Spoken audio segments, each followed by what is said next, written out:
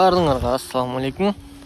Жанагы Дамир байке менен Бака байке айткандай телефонду аласың, өзүң тартасың, эки жактан көрсөтөсүң деп айтты эле бир жолу. Ошол Дамир байке менен Бака байке айтканды турап биз дагы Инстаграмга чыга баштайлык дедик. Инстаграмга чыгып, буюрса биз монтип өзүбүздүн мал чарбабыз бар. Кичинекей чакан ошолорду Арашан деңгээлине жеткирелик деген ой максатыбызда да. Ошондой кыргыз элим туугандар, лайктан басып, комментариядан жазып койсоңор болот.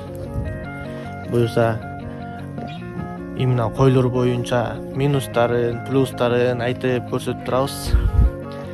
Ошондой биз азыр мына Кам чарында мындай талаада мал чарбабызды кайтарып жүргөн кезибиз. Бардыңарга ийгилик.